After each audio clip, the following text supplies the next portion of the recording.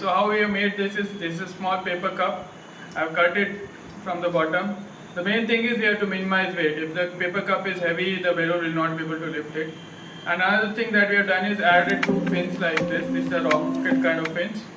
How the fins work is when the balloon starts to tilt like this and it starts to move like this, you get air resistance from here and automatically it will start realigning like this.